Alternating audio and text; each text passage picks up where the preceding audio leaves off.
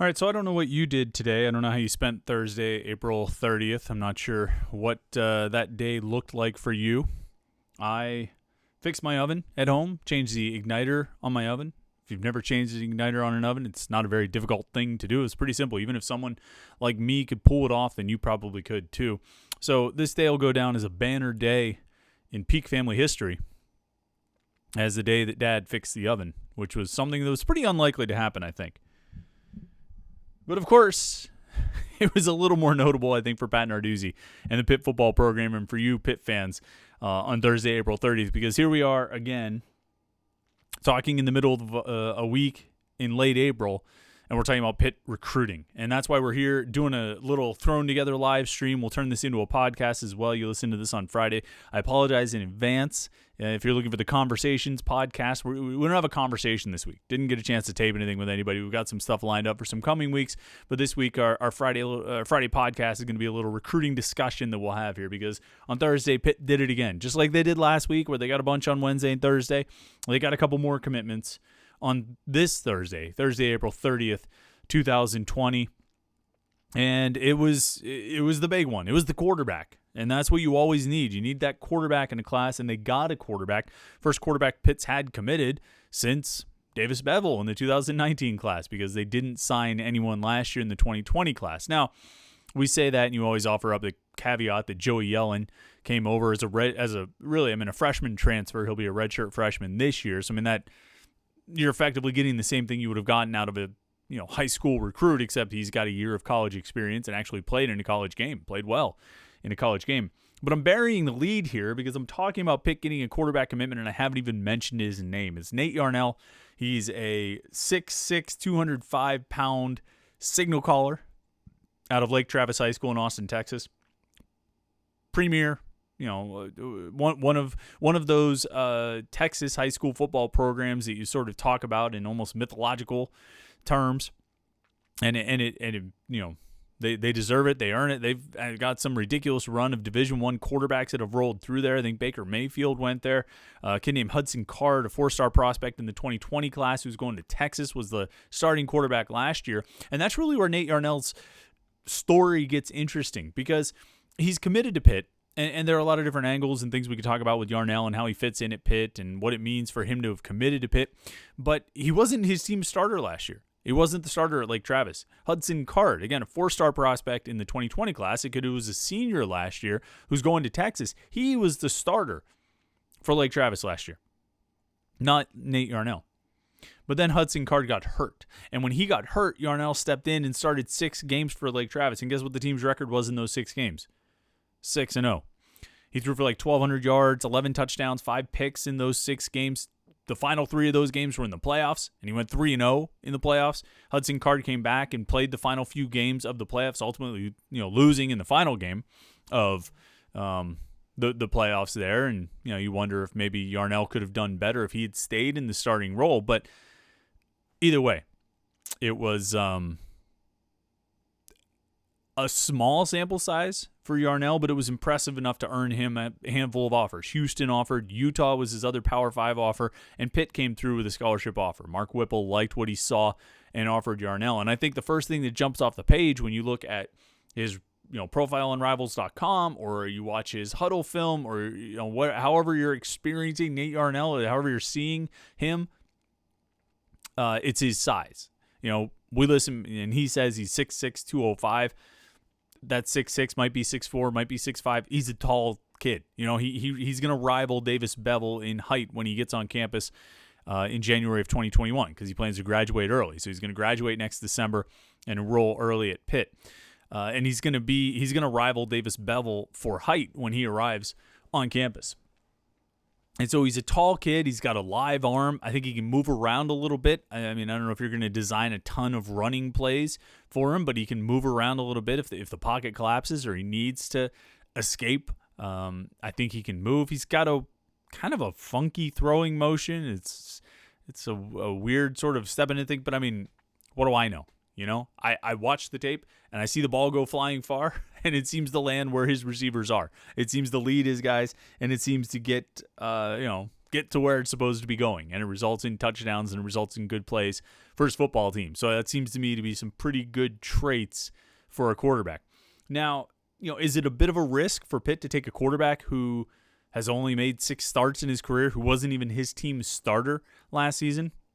Yeah, to some extent. But I think if you're going to get a quarterback out of a program in Austin, Texas, out of a high school in Austin, Texas, you're probably going to need to get that guy that is, you're projecting a little bit with, not the guy who's right. You're not going to get the Hudson Card kid who was a 4-star last year. You're not going to get that guy. You're going to get the guy who is his backup, who only played a few games, that maybe you get in ahead of everyone else. You get, ahead of the curve a little bit. Now, what's going to be really interesting to watch, and I think Pitt fans are counting on this in a lot of ways, in the positive way and in the pessimistic way. What's going to be interesting to watch is if Nate Yarnell goes out and has a big senior season. He's going to be the starting quarterback this fall for Lake Travis, and it's going to be interesting if he goes out and has a big season. Does he blow up in recruiting? You know what I mean? It will, do Big 12 schools come calling? Does the SEC come calling? Who else gets involved in his recruitment if he has a big senior season? Because it's totally possible. I mean, you get a 6'6" quarterback playing in Austin at a big high school, a premier program, a prominent program. If he does well, he's going to get noticed. If he doesn't do well, that's not good for Pitt, because you want him to have that big senior season. This is going to be a damned if you do and damned if you don't for Pitt fans. Maybe a bit of a catch-22. I have to think about it for a second, because I feel like that phrase gets misused quite a bit. I mean, Pitt fans are going to want Nate Yarnell to go out and have a great senior season, but they're also going to be like chewing their fingernails down if he has a great senior season and it draws a bunch of offers and a whole bunch of new attention.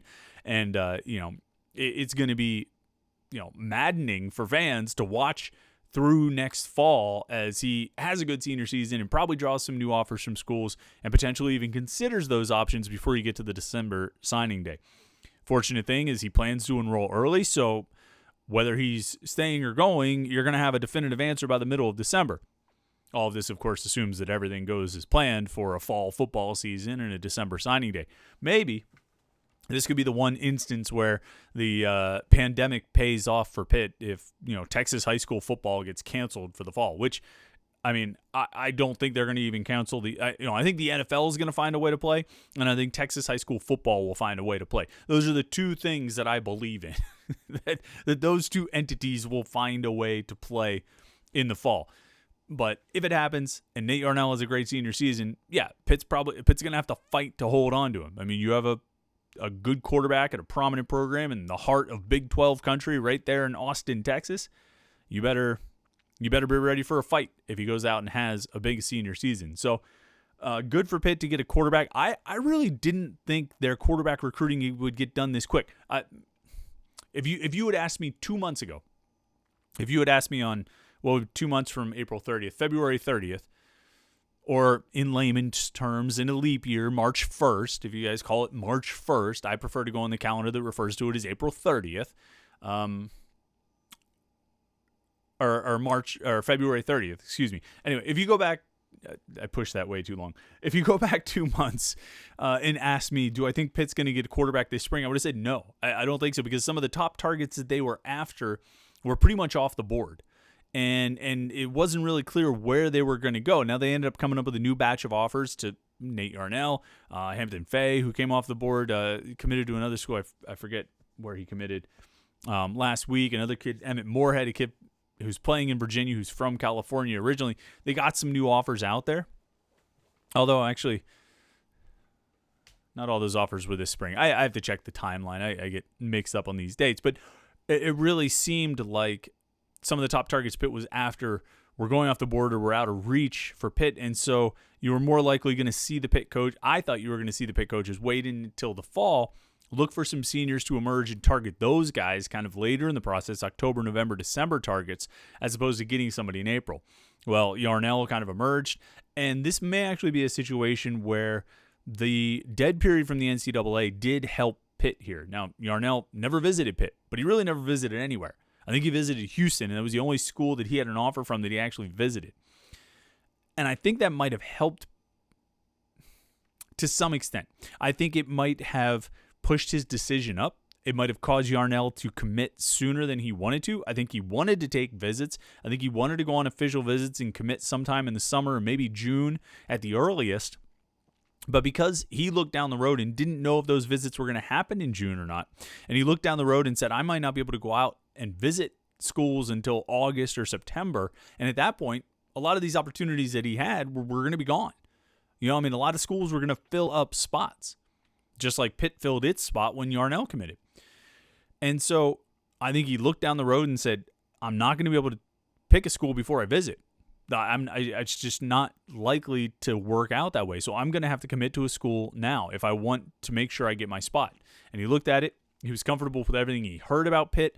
I took some of the virtual tours where, some of the recruiting assistants took him around on FaceTime or Zoom or whatever it was.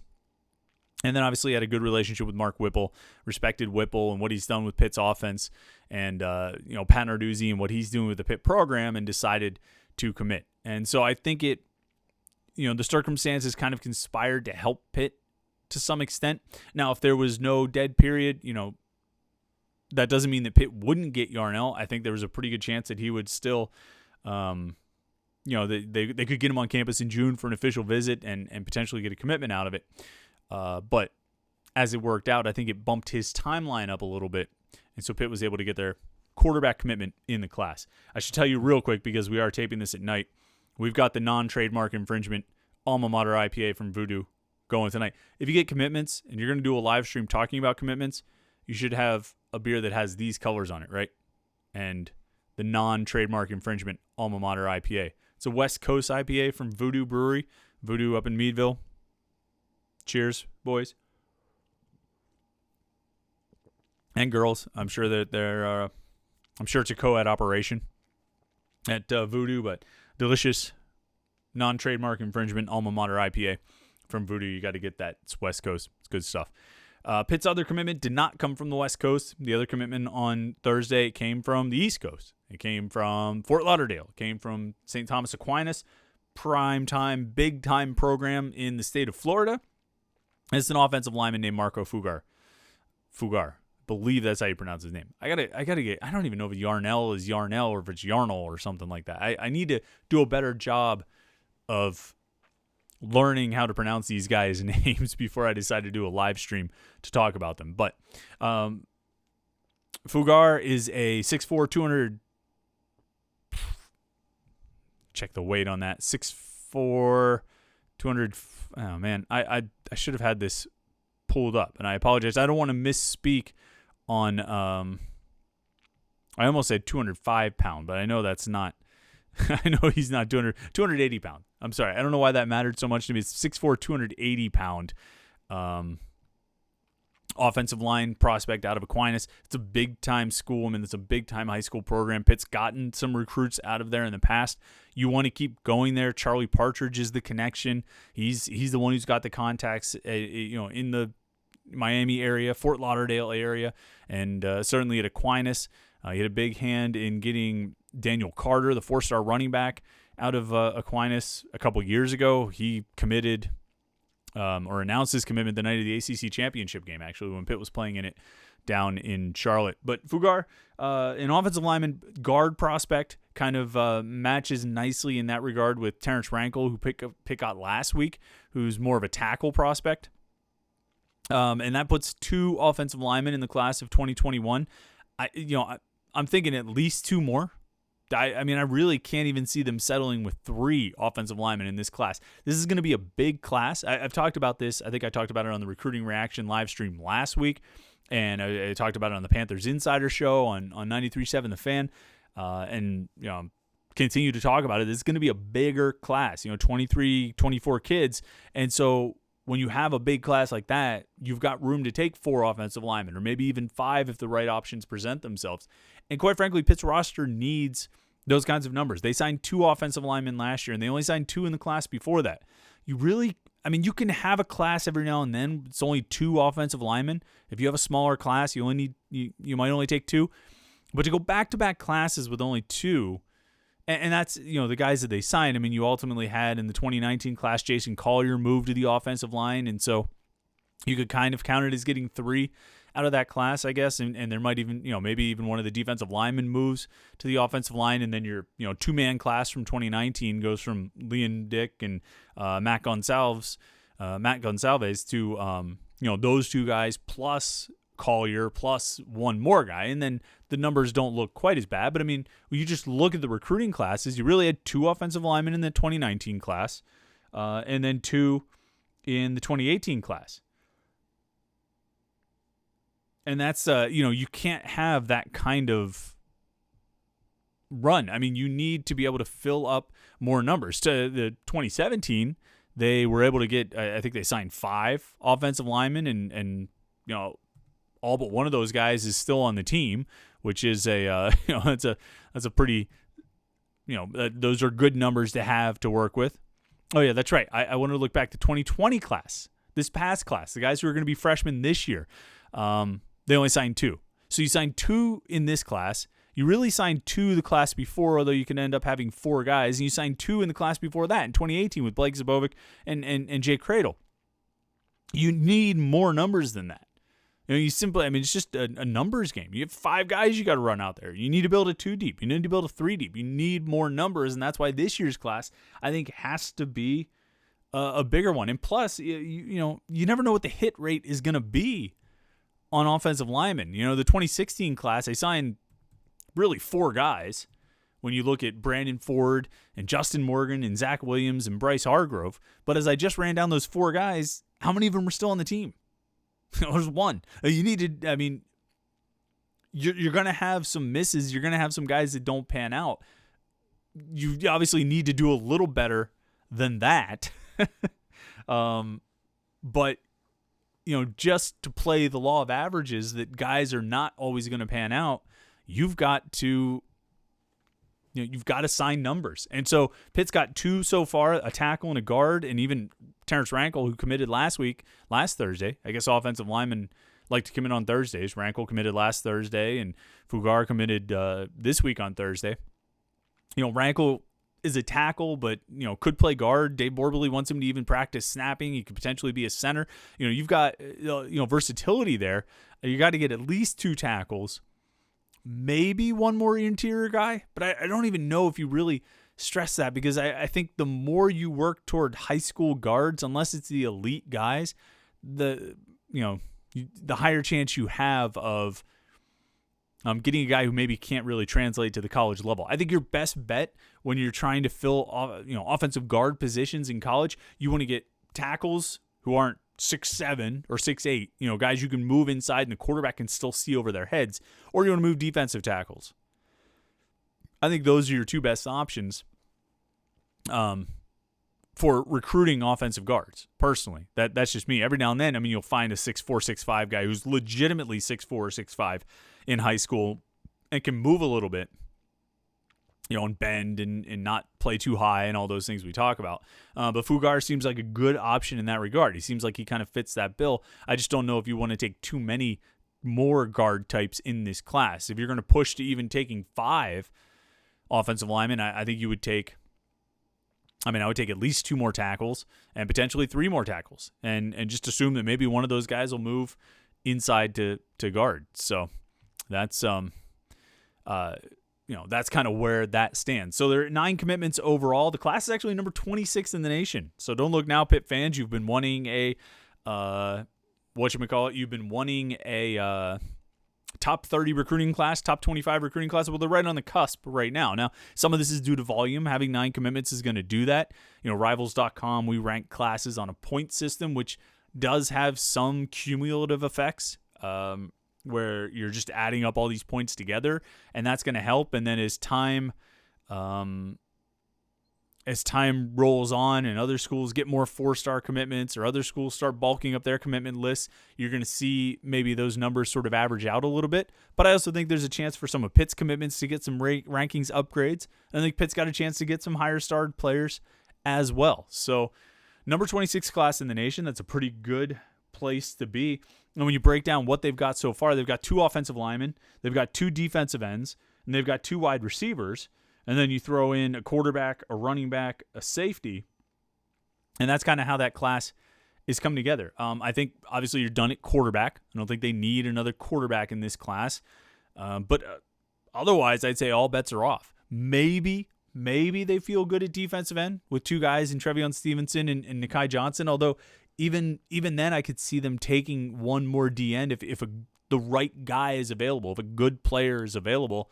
Because as I talked about, you have to, I shouldn't say you have to, but, I talked about last week with Trevion Stevenson, the big defensive end / outside linebacker from Virginia committing.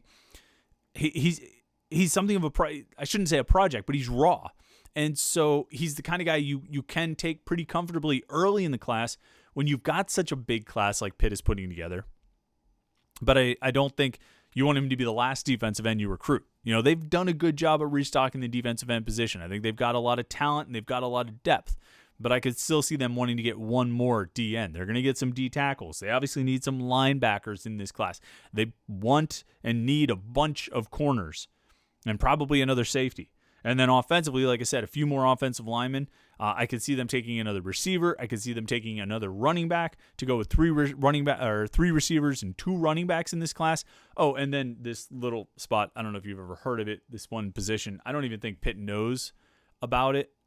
It's Wait, I wrote it down. Where is it? Tight end. Have you heard of this position? Tight end. Do you know this? Apparently, teams use this position called tight end. They usually stand like near the offensive lineman, and sometimes they move out, and a lot of times you'll throw passes to them. And the craziest thing, and I've seen this sometimes. I'll stay up late at night and I'll watch Pac-12 games on TV, and I'll see some of these things happen. But it's the craziest thing. These guys they'll actually catch the passes that are thrown to them. It's the weirdest thing. West Coast football, man. I'm drinking a West Coast IPA, so I guess I should appreciate it. But I guess that's probably why I'm thinking about it, because I have a West Coast IPA. It's getting my head all, West Coasty out here. I was, watching a Grateful Dead video last night. A lot of West Coast stuff going on. It's where the tight ends all catch passes too. So that position, Pitt's probably going to need to get a commitment at that spot, since they haven't had one in, I don't know. I did something. I added up some numbers. Not to go too far down a tangent on tight ends, but do you know over the course of like 6 recruiting classes, Pitt's gotten, I think, 3 career receptions out of 6 recruiting classes at the tight end position? I'm not even making that up. 2014, 2015, 2016, 2017, 2018. Hell, let's throw in 2019. I mean, those guys were freshmen last year, so it's kind of not fair, but what do you care? 6 classes. And they've gotten 3 career receptions out of the tight end position. They were all Tyler Sear, who's no longer on the team anymore. So Pitt's going to need a tight end in this class. They brought in Daniel Moraga in this 2020 class, a junior college guy. He'll have 2 years here. Wright came in the 2019 class. He redshirted last year, so he's going to have 4 more years to play. You need him to develop and take a big step forward, but you still need depth there. You might even need 2 tight ends in this class. Like I said, this is going to be a big class, so they're going to need it, and they're going to need to use those numbers for a lot of these positions. Let's see. All right, let's look. Got a lot of comments in the live stream, but I got to be honest. I mean, not a lot of people talking. I don't know what they're talking about here. Let's see. Should I finance my mortgage? Oklahoma will come calling soon on Nate Arnell. They've had 10 straight starting quarterbacks go Division I from Lake Travis, says Nolan McGuire. There's a lot of good comments in here. I appreciate everybody who's joining in. And yeah, maybe the best is Eric Garver says, we get Croots in quarantine. It was always June was the time when Pitt got a lot of, always June when Pitt got a lot of commitments. And, I was expecting that to be the case again this year, but and they still might, because like I say, it's going to be a big class, but, might not be as active in June. But here's the thing, and I guess this would be the final thought before we wrap up here. you're in this quarantine, right? You're in this pandemic, shelter at home, emergency dead period, can't go out and recruit, can't go on the road, can't host recruits for visits, can't go see recruits. And so you're dealing with this, and you've got nothing you can do. Coaches aren't allowed to go anywhere. They're not allowed to get together. They're not allowed to have meetings at the facility. I mean, Panarduzzi's still having 6:30 meetings every morning on Zoom with his coaching staff. But you can't do anything else. There's nothing else you can do other than just recruit online. And so that's what they've been doing. And they've been, I mean, this is the live stream that we tape at night. So, it's Panther-Lair After Dark. And I apologize if you're listening to this in the morning, but they've been recruiting their asses off. They've been working tirelessly. And you're seeing it pay off. This is the most productive April for recruiting that I've ever seen in 15 years of covering Pitt recruiting. I don't need to go back and look at the numbers and do the research. I've never seen them get 6 commitments in the month of April. And if you want to go back and find the month in the last 15 years where they got 6 commitments in the month of April, I will stand corrected. I'll give you a free comp subscription to Panther-Lair.com because I've never seen it happen. And if it happened, I completely forgot it. And I think it's because these guys, they can't do anything. Usually coaches would be out on the road right now. They would be out evaluating prospects and extending new offers and getting a look at some of the guys they're really high on and trying to establish those connections and all those things. Or they'd be hosting recruits on campus for visits. They can't do any of those things, so they're working overtime. And one of the recruits, I forget who said it, Nate Arnell might have even said it, that, I feel like they're recruiting even more now. I'm getting even more contact and texts and DMs and phone calls and FaceTimes and all these different things, getting even more than I would have if the coaches, if there wasn't a dead period, because the coaches have nothing else to do with their time. Well, I think it's having an effect across the country. A lot of schools are getting commitments, but it's definitely paying off for Pitt because they've gotten 6 commitments. They've tripled the size of their commitment list just in the last week, in the last 9 days. For where it was, since January. So, I'm not saying you want to have a pandemic every year, but it's certainly affecting Pitt recruiting, possibly in a positive way. Although, it's really hard to say that anything actually positive is coming out of this. Even Pitt getting 6 commitments in the final week of April, it's still not really a positive because you still need to get those guys on campus and you still need to go through all the rest of the recruiting process. But anyway, I figured big news, Pitt getting 2 commitments at quarterback, chief among them, but also, an offensive lineman, second one in the class, which is important as well. So 9 commitments so far, number 26 recruiting class in the country. William Jeffress, the basketball commitment, still number 75 overall prospect in the nation in the class of 2020, according to Rivals.com. Shout out Rivals. Still number 75. Make sure you check out the website, Panther-Lair.com, Pittsburgh.rivals.com. It's the most comprehensive source of Pitt sports news on the internet, football, basketball, recruiting. You can find it all at Panther-Lair.com. We've been all over this recruiting stuff. Yarnell and Fuger, we've been writing about those guys. Today was not the first day you heard their names. You knew all about them on Panther-Lair.com, and that's why you go there. That's why you go there every day. And, of course, you go there from the message boards where these fun conversations and interactions we can have, you can have every day, 7 days a week, 24 hours a day, all year long. So make sure you check it out. Go on the site on Friday for the 3-2-1 column. 3 things we know, 2 questions we have, 1 prediction, and a prediction will be recruiting related, and it'll be about the 2022 recruiting class. So get ready for that one. Got something coming there that maybe it'll be interesting. I'll think it's interesting, and let's be honest, I have to write to entertain myself, right? And then Saturday morning, we have the Panthers Insider Show, 8 a.m., 93.7 The Fan. You can check it out there. It's kind of like this podcast, but it's on the radio. So that's a bit of a different venue for us. Lots of places to check things out. Again, if you're listening to the podcast on Friday, I apologize for no Conversations podcast. Didn't get a guest lined up, but we'll have some stuff for you next week. Looking forward to a couple of things that we're setting up right now. So thanks for tuning in on the emergency live stream on a Thursday night. Thanks for checking out the podcast. Make sure you go to the website. And yeah, I think that's about it. Have a great weekend, everybody.